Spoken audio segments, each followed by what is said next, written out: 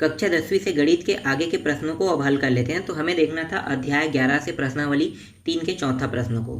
तो चौथा प्रश्न है, एक चतुर्भुज की भुजाओं की माप 4 सेंटीमीटर, 6 सेंटीमीटर, 6 सेंटीमीटर व 8 सेंटीमीटर है। दूसरे चतुर्भुज जो पहले चतुर्भुज के समरूप है उनकी भुजाओं की माप 6 सेंटीमीटर, 9 सेंटीमीटर, 9 सेंटीमीटर और 12 सेंटीमीटर है। तो हमें इस प्रश्न में हमें ये बताना है कि पहला स्केल गुणक बताना है, दूसरा हमें परिमाप बताना है और तीसरा हमें अनुपात बताना है। तो चलो हल करते हैं। और सबसे पहले हम दोनों चतुर्भुजों को बना लेते हैं और इसके भुजाओं का माप यहाँ पे दिया हुआ है। तो इन्हीं भुजाओं के माप को रखकर हम चतुर्भुज का निर्माण करते हैं। तो चलो कर लेते हैं। एक में कहा है 4, 6, 6, 8। तो ये कुछ इस प्रकार से इसका जो चित्र है वो बनेगा। ठीक है, ये 6 हो गया, ये 6 और ये हो गया 8 और ये हो गया 4। इस तरह से चित्र बनेगा। तो ये हो गया 4 है, ये 6 है, ये 6 है और ये 8 है। दूसरा चतुर्भुज बना लेते हैं। तो ये रहेगा, एक 9 रहेगा, 9 और एक रहेगा 12 इस तरह से, और दूसरा रहेगा यहाँ पे एक रहेगा 6 रहेगा। तो ये 6 है, 9 है, 9 है और ये 12 है। तो इस तरह से चित्र, कुछ आकृति जो है वो इस तरह से बनेगा। ठीक है, अब पहला प्रश्न में हमें क्या निकालना है? पहला प्रश्न में हमें निकालना है स्केल गुणक निकालना है। ठीक है, तो स्केल गुणक, तो स्केल गुणक निकालते हैं। तो यहाँ पे लिखो पहला स्केल गुणक बराबर, स्केल गुणक निकालते, स्केल गुणक कैसे निकालते हैं? तो स्केल गुणक निकालते हैं हम लोग दूसरे जो चतुर्भुज है इसके परिमाप में पहले चतुर्भुज के परिमाप को भाग दे देते हैं। तो यहाँ पे लिखो दूसरे चतुर्भुज के परिमाप भागित पहले चतुर्भुज के परिमाप।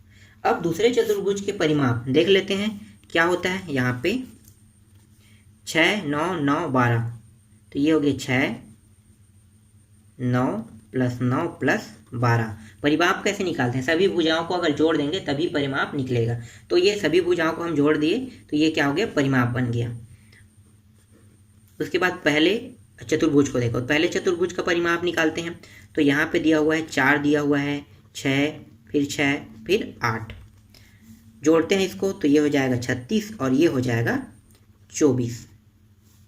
ये भाग जा रहा है, कितने से जा रहा है? ये जा रहा है 12 से जा रहा है, 12, 24, 12, 36। अगर टोटल अगर कटाते हैं तो कटाने पे ये आ रहा है, भाग देने पर 1.5 सेंटीमीटर आ रहा है। तो मैं यहाँ पे डायरेक्ट मान लिख लेता हूँ 1.5 सेंटीमीटर, क्योंकि हमें निकालना क्या? स्केल गुणक निकालना है। तो स्केल गुणक मतलब दशमलव में मान आएगा ही आएगा। ठीक है, जरूरी नहीं है कि दशमलव में आए, लेकिन यहाँ पे दशमलव में आ रहा है। तो 24 को, अगर 36 को 24 से भाग देंगे तो प्राप्त हो रहा है 1.5 सेंटीमीटर। समझ में आया?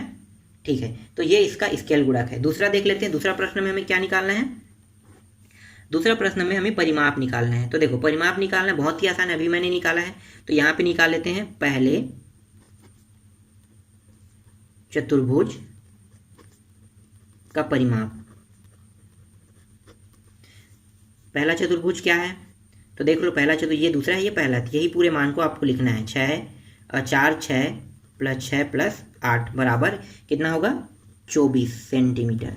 हो गया, पहला निकल गया। दूसरा निकाल लेते हैं, दूसरे चतुर्भुज का परिमाप। तो ये हो गया 6 + 9 + 9 + 12 बराबर 36 सेंटीमीटर। तो इस तरह से दोनों का परिमाप निकल गया। अब तीसरा क्या कह रहा है? तीसरा प्रश्न में इनके परिमापों का अनुपात क्या है? हमें क्या बताना है? इनके परिमापों का अनुपात। तो देखो अभी हमने परिमाप निकाला है। ठीक है, परिमाप कितना आया है? यहाँ पे देख लो, दूसरे का 36, पहले का 24। तो दूसरे में पहले को भाग दे दो, मतलब अनुपात कर दो। तो यहाँ पे लिख सकते हो, तीसरा प्रश्न का जो आंसर होगा वो होगा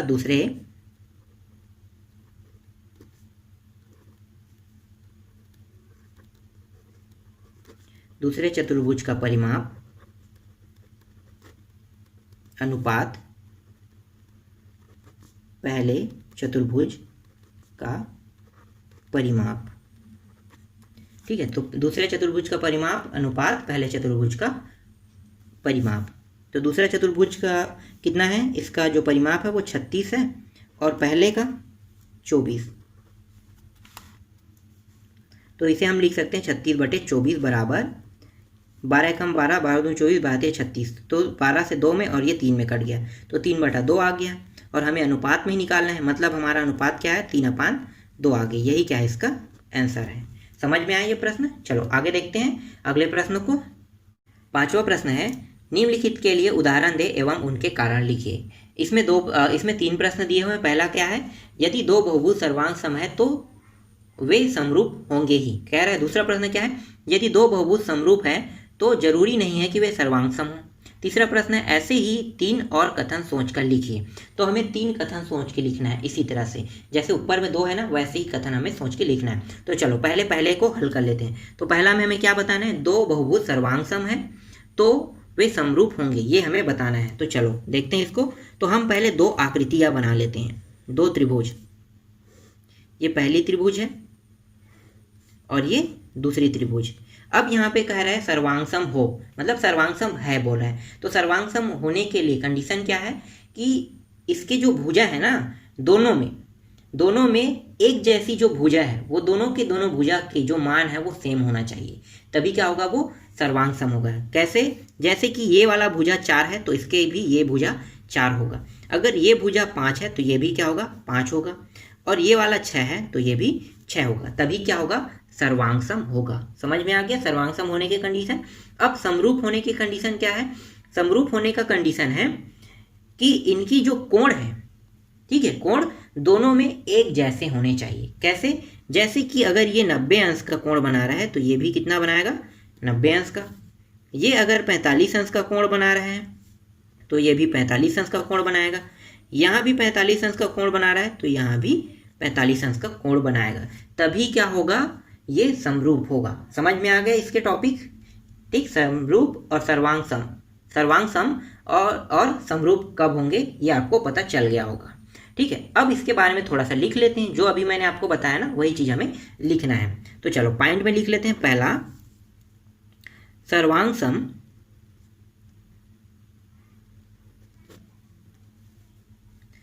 होने के लिए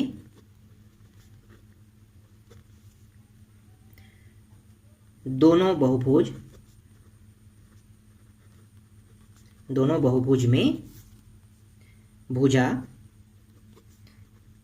संगत भुजा लिखना, ठीक है, संगत भुजा बराबर होना चाहिए, ठीक। एक कंडीशन हो गया। दूसरा कंडीशन लिखते हैं हम। दूसरा में हमें ये सर्वांगसम तो मैंने बता दिया, ठीक है। अब समरूप बताना है। तो समरूप होने के लिए क्या होगा, तो लिखो समरूप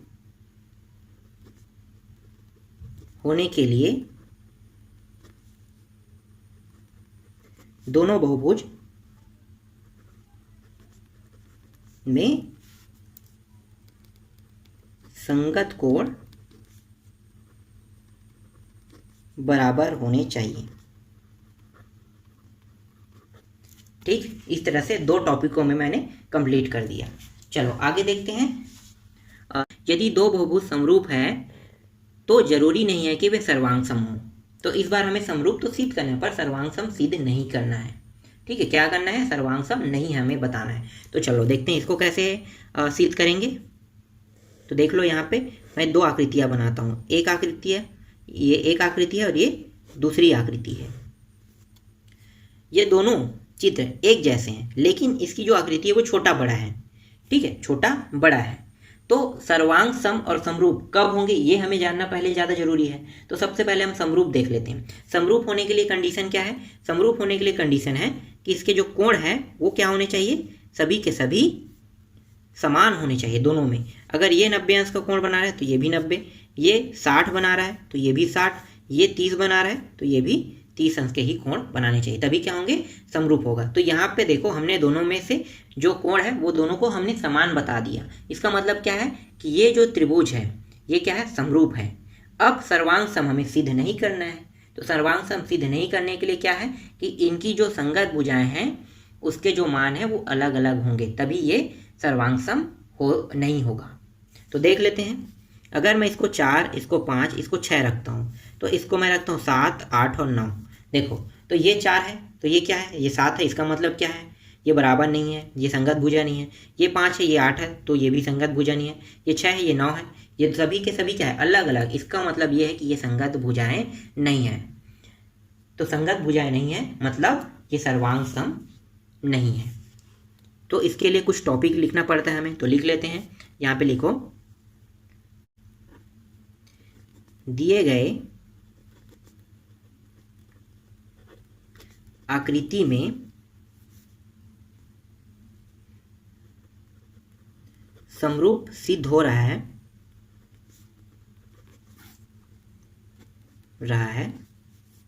पर सर्वांग सम नहीं है। अब यहाँ पे कुछ टॉपिकों को लिखना भी पड़ेगा हम, तो लिख लेते हैं। तो दिए गए, ठीक है, समरूप तो सिद्ध हुआ है, तो हमें इसके लिए कुछ नहीं करना है, लेकिन सर्वांग सम क्यों सिद्ध नहीं है और ये हमें बताना है। तो इसको हम नाम दे देते हैं ए बी सी, इसको हम पी क्यू और आर दे देते हैं, तो आसान हो जाएगा कि जो है वो सर्वांग सम क्यों नहीं है। तो यहाँ पे लिखो त्रिभुज ए बी सी में तथा त्रिभुज पी क्यू आर में, दोनों में देखते हैं। तो ए बी सी में हम देख लेते हैं, ए बी बी सी व सी ए भुजा पी क्यू क्यू आर व आर पी के संगत भुजा नहीं है। ठीक, समझ में आ गया, संगत भुजा नहीं है, इसीलिए ये क्या है, सर्वांग सम नहीं है। समझ में आ गया। चलो लास्ट टॉपिक क्या है, लास्ट टॉपिक है ऐसे ही 3 और कथन सोच कर लिखें। तो हमें 3 और कथन सोच के लिखना है। तो पहला मैं आपको बता देता हूँ, ठीक है, ये बहुत ज़्यादा कठिन भी नहीं है, बहुत ही आसान है, हमें सिर्फ 3 टॉपिक लिखना है। तो यहाँ पे आपको 2 टॉपिक तो डायरेक्ट दिखाई दे रहा होगा। पहला टॉपिक है अगर इनके जो कोण हैं, ठीक है, कोण जो है वो सभी के सभी कोण बराबर है, इसका मतलब है समरूप है। पहला आपको सिद्ध हो गया। दूसरा, यदि इनके सभी भुजाएं बराबर है तो सर्वांग सम है, दूसरा टॉपिक आपको मिल गया। एक और हमें लिखना है, तो तीसरा हम क्या लिख सकते हैं, तीसरा लिख सकते हैं कि ना तो समरूप हो और ना ही सर्वांग सम हो, मतलब दोनों की कोण अलग अलग हो सकते हैं और दोनों की भुजाएं अलग अलग हो सकता है। तो आप तीसरा में क्या लिखोगे कि ना तो त्रिभुज समरूप है और ना ही सर्वांग सम है। तो तीनों टॉपिक आपको मिल गया। ठीक है, ये बहुत बड़ा टॉपिक नहीं था, बहुत ही आसान प्रश्न था, इसलिए इसको मैंने ऐसे ही बहुत ही आसानी से आपको बता दिया। ठीक है, तो इस तरह से आपके प्रश्नावली जो 3 है जो बच गए थे वो पूरा कंप्लीट हो गया। इसके बाद हम लोग आगे की प्रश्नावली को हल करेंगे।